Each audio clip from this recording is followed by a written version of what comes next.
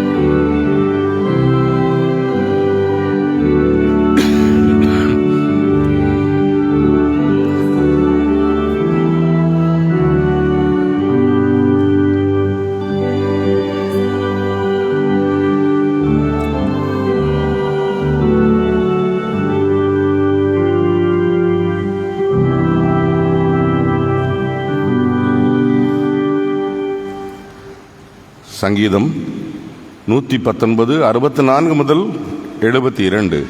கர்த்தாவே, உமது வார்த்தையின்படியே உமது அடியனுக்கு நன்மை செய்து வந்தீர்.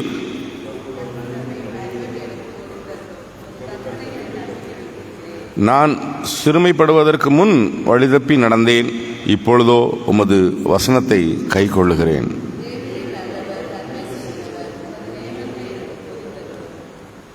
அகங்காரிகள் எனக்கு விரோதமாய் பொய்களை பிணைக்கிறார்கள், நானோ முழு இருதயத்தோடு உமது கட்டளைகளை காத்துக்கொள்வேன்.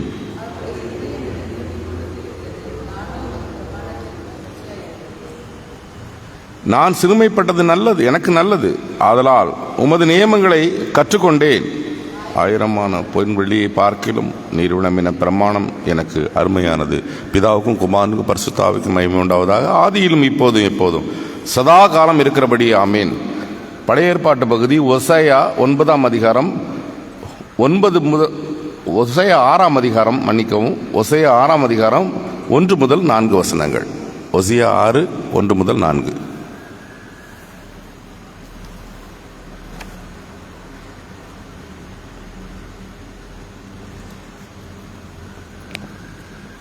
ஓசியா 6ஆம் அதிகாரம் வசனங்கள் 1 முதல் 4 முடிய. கர்த்தரிடத்தில் திரும்பவும் வாருங்கள். நம்மை பீறினார், அவரே நம்மை குணமாக்குவார். நம்மை அடித்தார், அவரே நம்முடைய காயங்களை கட்டுவார். 2 நாளுக்கு பின்பு அவர் நம்மை உயிர்ப்பிப்பார். 3ஆம் நாளில் நம்மை எழுப்புவார். அப்பொழுது நாம் அவருடைய சமூகத்தில் பிழைத்திருப்போம். அப்பொழுது நாம் அறிவடைந்து கர்த்தரை அறியும்படி தொடர்ந்து போவோம். அவருடைய புறப்படுதல் அருணோதயம் போல ஆயத்தமாய் இருக்கிறது. அவர் மழையைப் போலவும் பூமியின் மேல் பெய்யும் முன்மாறி பின்மாறிய போலவும் நம்மிடத்தில் வருவார். எப்ராயிமே, உனக்கு என்ன செய்வேன்? யூதாவே, உனக்கு என்ன செய்வேன்? உங்கள் பக்தி காலையில் காணும் மேகத்தைப் போலவும் விடியற் காலையில் தோன்றும் பனியைப் போலவும் ஒழிந்து போகிறதே என்பதே.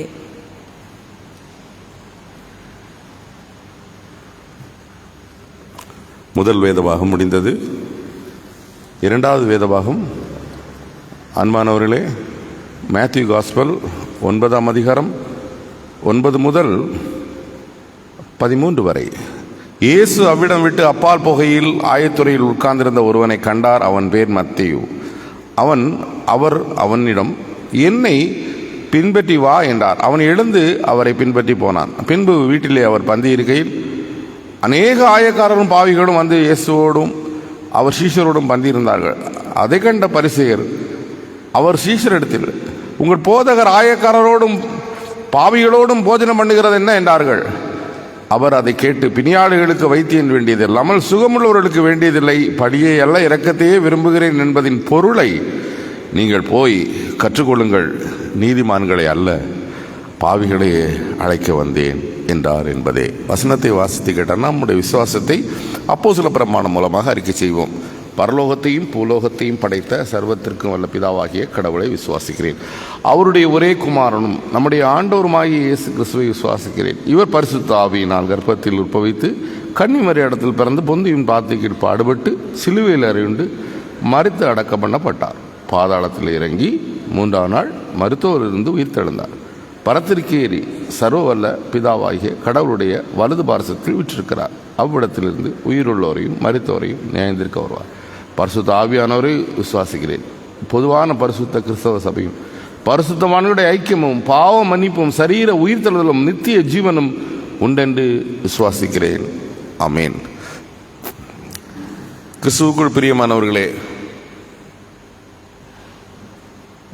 திருத்துவ பண்டிகைக்கு பின் முதல் சண்டே ஞாயிறை நாம் கடந்து வந்திருக்கிறோம்.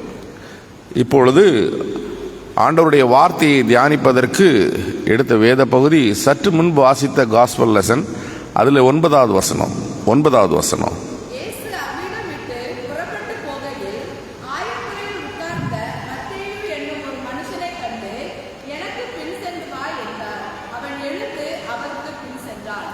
தலைவணங்கி ஜெபம் செய்வோம். எங்களை நேசிக்கிற நல்லாண்டவரே, இன்னைக்கு என்ன படிப்பினை தருகிறீர், என்ன பாடத்தை கற்றுக் கொடுக்கிறீர் என்பதை புரிந்து கொண்டு உம்முடைய பிள்ளைகளாக நாங்கள் வாழ்வதற்கு, ஏதுவாக முன்னேறுவதற்கு, ஆண்டவரே உம்மை அறிவதற்கு ஆண்டவரே எது எங்களுக்கு பலன் சேர்க்கட்டும். இயேசு நாமத்தில் கேட்கிறோம், ஜெபங்கேளும் நல்ல பிதாவே, ஆமேன்.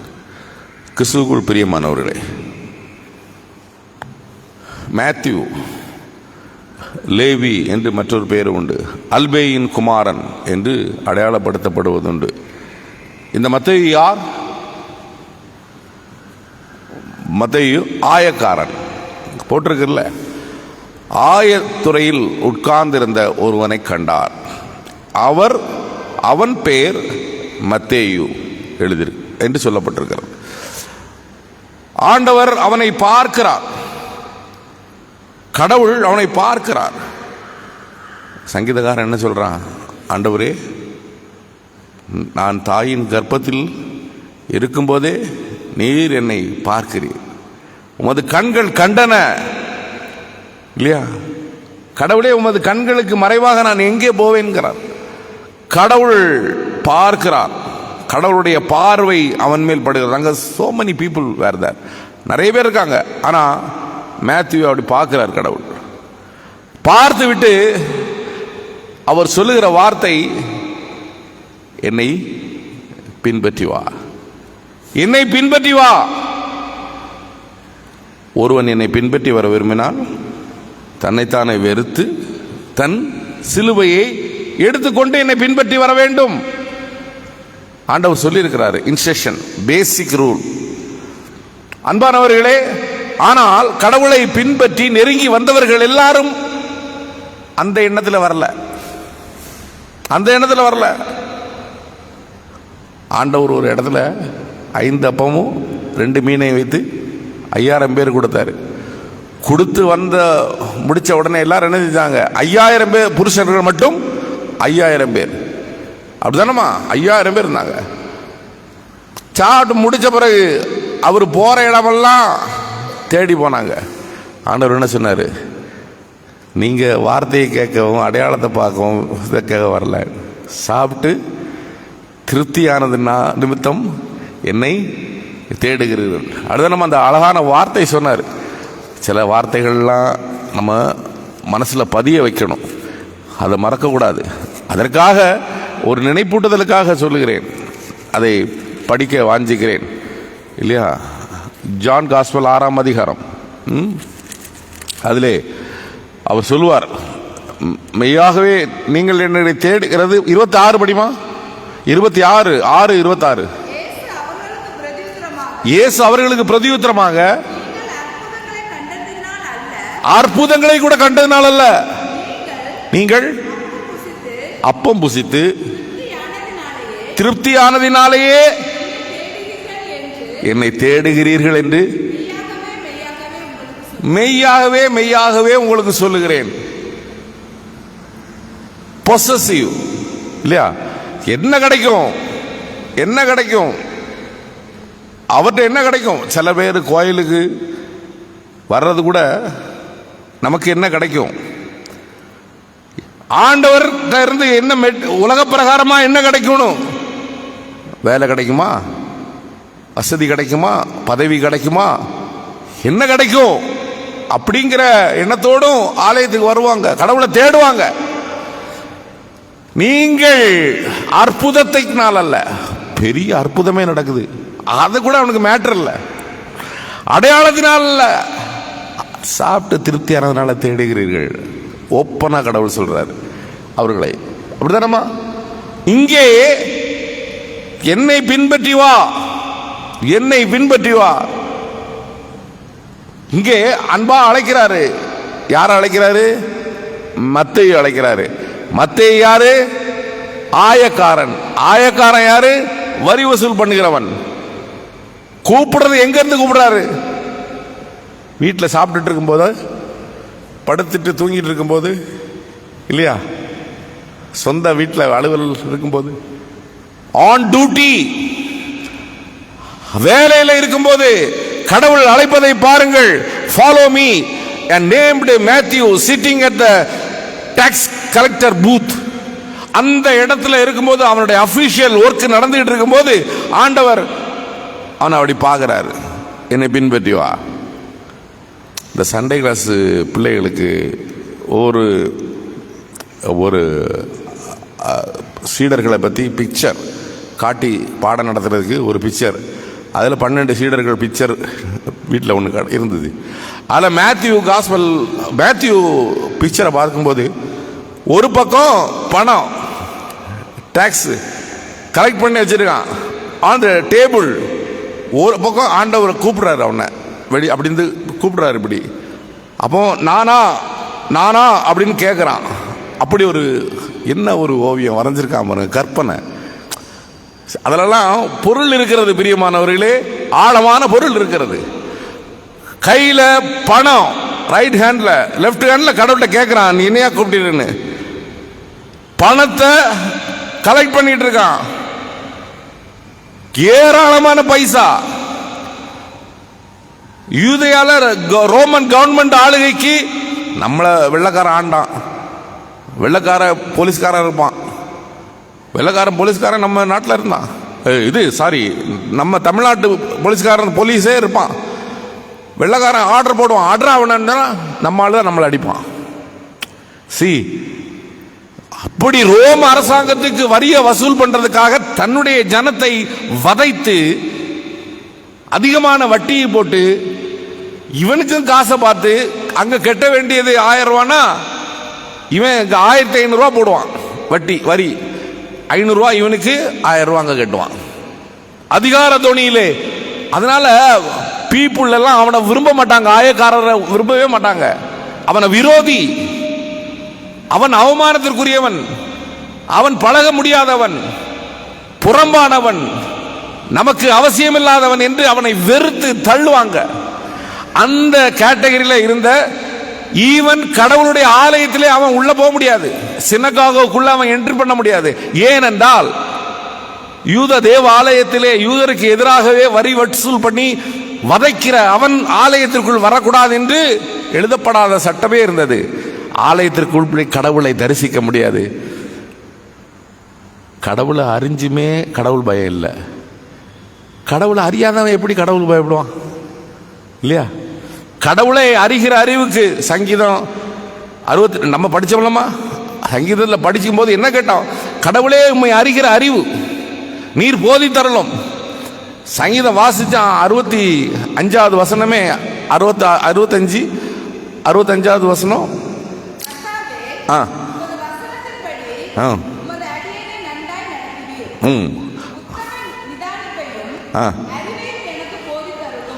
அறிவையும் உத்தம நிதானிப்பையும் எனக்கு போதி தரலும். நிதானத்துக்கு உணரணும், நிதானணும், what is good and bad என்பதையெல்லாம் நான் புரியறதுக்கு எனக்கு அறிவு தரணும். உண்மை புரியும், உண்மை தெரியணும், உமது அறிவு வேணும். அதே வார்த்தை தான் ஓசையால உண்டு இல்லையா? ஓசையால 3 அதே வார்த்தை அப்படிதானம்மா. 6:3 ஓசையா அறிவு. படிச்சிரு, மறக்காது நமக்கு. நான் அறிவடைந்து கர்த்தரை அறியும்படி தொடர்ந்து போவோம். கடவுளை அறியணும். Know your God. கடவுளை அறியணும். அறிஞ்சாதானே நமக்கு கடவுள் பயம் வரும். அறிஞ்சுமே வரலையே, அறியாதவனுக்கு எப்படி வரும்? சோ ஃபாலோ மீ அப்படின்னு கூப்பிடுறாரு.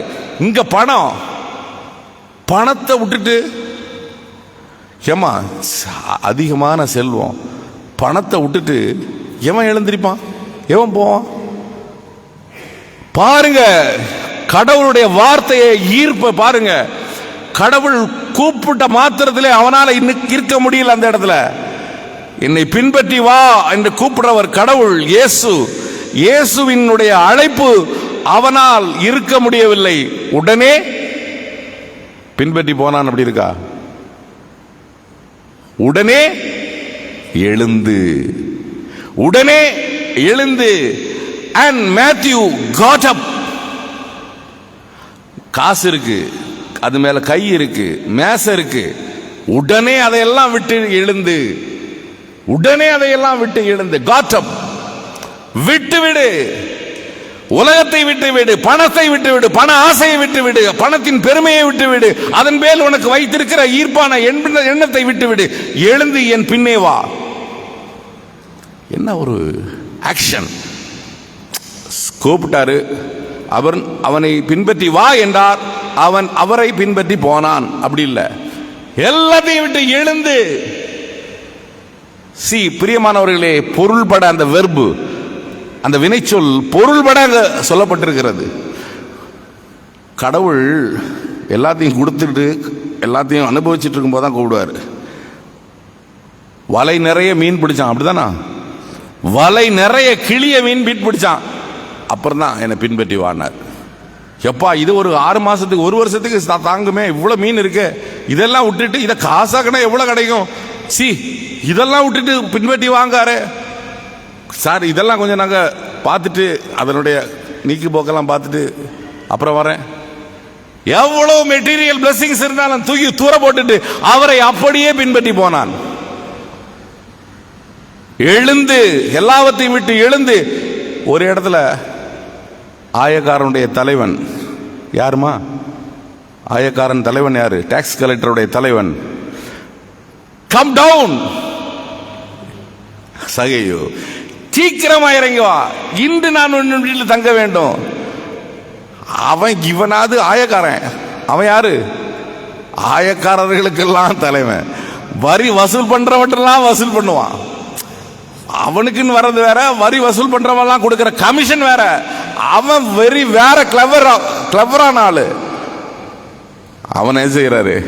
கம் டவுன், இறங்கி வா, உன் பெருமையை விட்டு வா, உன் பண செல்வ செருக்கை விட்டு வா, உன்னுடைய குரூயிச மைண்ட், ஏமாத்துகிற மனதை விட்டு வா, நீ கடவுள் என்னிடத்திலே வா என்று சகையை கூப்பிடுறாரு. மிரண்டுட்டான். சீக்கிரமாய் வா, இம்மிடியேட், எல்லாத்தையும் தூக்கி போட்டுட்டு வா வா அப்படின்னாரு. பின்னாடி அப்படியே போனான். என்ன சொன்னார் கடவுள்? இவனும் ஆபிரகாமின் குமாரன். அந்த வார்த்தை ஏன் வைக்காரு? ஆபிரகாம் என்ன சொன்னாரு? டேய், எல்லாத்தையும் விட்டுட்டு நான் காண்பிக்கிற தேசத்துக்கு போ அப்படின்னு வீட்டை பார்த்து இடத்த பார்த்து கவலைப்பட்டுக்கிட்டு என் ஆடு என் மாடு ஐயோ அப்படின்னு நினைச்சாரா? போகிற இடம் எங்கே என்று கூட தெரியாமல் அப்படியே போனார். அவதான் ஆபிரகாம். கடவுளில் விசுவாசம் வைத்தான், கடவுள் அதை நீதியாக எண்ணினார். நோ கொஸ்டின், ஒபீடியன்ட், கீழ்ப்படிதல். பிரியமானவர்களே, ஆகவே தான் அந்த வார்த்தையை சொன்னால், இவரும் ஆபிரகாமினுடைய குமாரனா இருக்கிறானே, இழந்து போனதை தேடவும் ரட்சிக்கவுமே மனுஷகுமாரன் தான். உடனே என்ன செய்யறாரு? அவர் வீட்டில் ஒரு விருந்து அரேஞ்ச் பண்றாரு. மேத்யூ வீட்டில் இல்லையா? மேத்யூ வீட்டில் ஒரு விருந்து அரேஞ்ச் பண்றாரு டாக்ஸ் கலெக்டர் மேத்யூ வீட்டில். while the Jesus was having a dinner at Matthew house, அப்படிதான் அடுத்த வசனம் இருக்கு. அங்க டின்னர் சாப்பிடும்போது இவன் சும்மா இருக்க மாட்டான்ல, மற்ற என்ன அவன் ஃப்ரெண்ட்ஸ் எல்லாம் கூப்பிட்டான். டேய், ஆயக்காரங்கெல்லாம் வாங்க, பாவிகள். ஆயக்காரன் பாவி ஏன் கொஸ்டின் பண்றாங்கன்னா, பரிசேயன் அவங்க நினைப்பு என்னன்னா, they are having right relationship with God, கடவுளோடு சரியான உறவு வைத்திருக்கிறவர்கள் நாங்கள் என்று சொல்லிக் கொண்டிருப்பவர்கள் பரிசேயர்கள். ஆயக்காரன் broken relationship with God, கடவுளோடு தொடர்பு இல்லாதவங்கள், பாவிகள். பாவினாலே கடவுளோடு தொடர்பு இல்லாதவன் தானம்மா, கடவுளுக்கு ஸ்ட்ரேஞ்சர் தானே பாவி. ஆனா அவங்க பார்வையில், பரிசேயர் பார்வையில், பாவியான மனுஷனோட கூட எல்லாம் உட்கார்ந்து ஆயக்காரன் அவனை வெறுக்கக்கூடியவன் அவன் கூட உட்கார்ந்து சாப்பிட்டுட்டு இருக்காரு, என்னப்பா அவங்க ஆளு அப்படின்னு அவங்க கேட்குறாங்க. ஆண்டவர் அழகான பதில் சொல்றாரு. யாருக்கு ஆஸ்பத்திரி வேணும்? Search is not a perfect people auditorium, it is a broken people hospital இல்லையா? சபைன்னா எல்லாரும் நினைக்கிறாங்க பர்ஃபெக்ட் பீப்புளுடைய பெரிய அரங்கமாக, அருட்காட்சியகம் இருக்குல்ல, பர்ஃபெக்ட் பீப்புள். உடைந்து போன ஆன்மாக்களினுடைய கூடாரம் தான் ஆலயம். புரிஞ்சுக்கங்க. ஒரு சிந்தனையாளன் சொன்னது, ஆழ்ந்த அறிவோடு கூட ஒரு சிந்தனையாளன் சொன்னது, உடைந்த உள்ளத்தோடு, புறக்கணிக்கப்பட்ட, யாரும் ஏற்றுக்கொள்ள முடியாத அந்த அவல நிலையில் இருக்கின்ற மக்களைத்தான் பிணியாளிகளுக்கு வைத்தியனே இல்லை. டாக்டர் யாருக்கு தேவை? சிக் பர்சனுக்கு தான் டாக்டர் தேவை. நல்லா இருக்கோம், நமக்கு டாக்டர் தேவையானே. உடம்பு சரியில்லையா, எங்க போவோம்? வைத்தியன் போவோம். அழகா சொல்றாரு, பிணியாளிகளுக்கு தான் வைத்தியனை ஒழிய பலியை அல்ல இரக்கத்தையே விரும்ப வந்தேன். ஐ desire mercy not sacrifice, for I have not come to call the righteous people but sinner.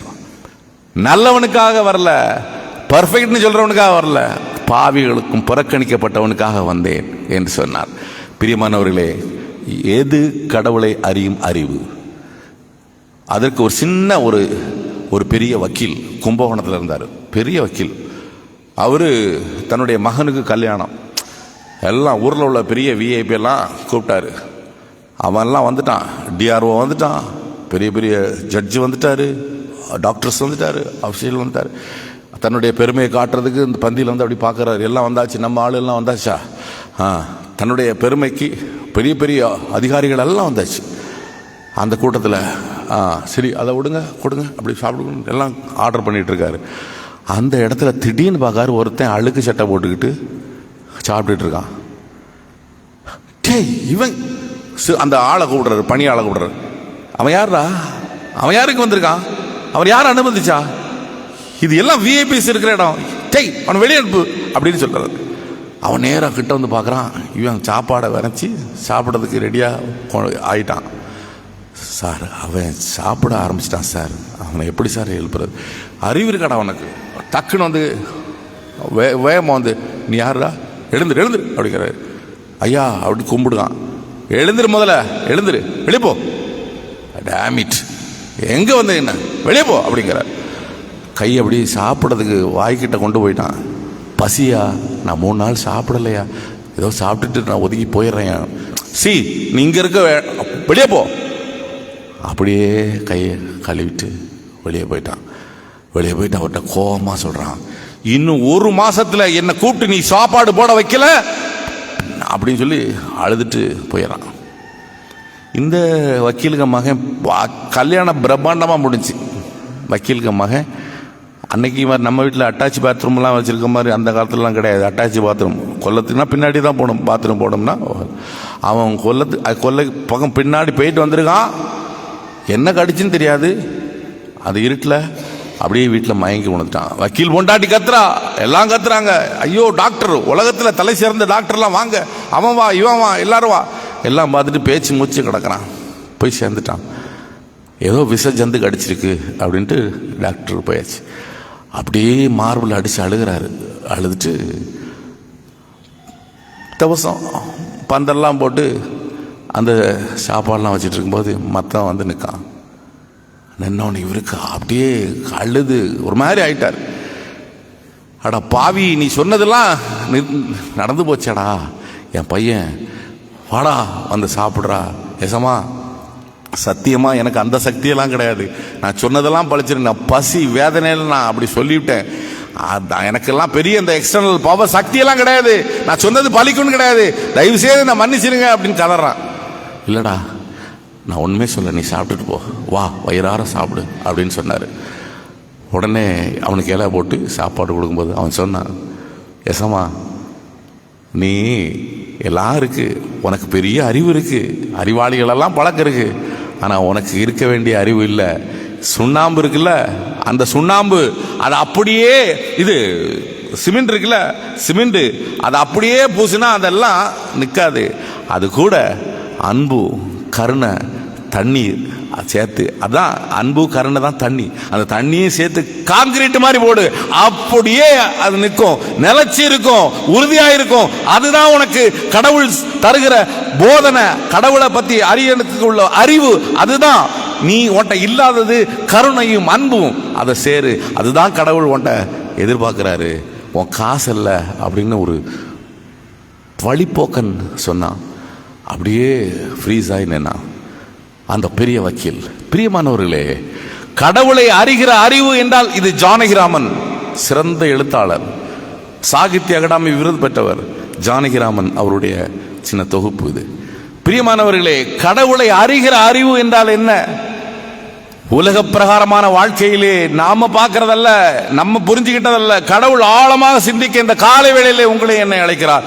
ஆண்டவர் அப்படிப்பட்ட ஆண்டவரை புரிந்து கொண்டு அவர் அழைப்பை நீங்களும் நானும் எல்லாம் திருமுழுக்கின் மூலமாக கடவுளால் அழைக்கப்பட்டவர்கள்.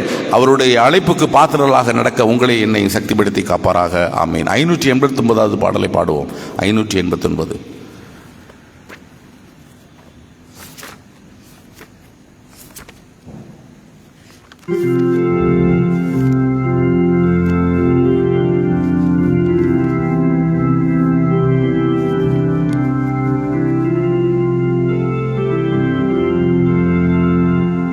எனக்காய் ஜீவன் விட்டவரே, என்னோடிருக்க எழுந்தவரே, எனக்காய் ஜீவன் விட்டவரே, என்னோடிருக்க எழுந்தவரே, என்னை என்றும் வழி நடத்துவாரே, என்னை சந்திக்க வந்திடுவாரே, என்னை என்றும் வழி நடத்துவாரே, என்னை சந்திக்க வந்திடுவாரே.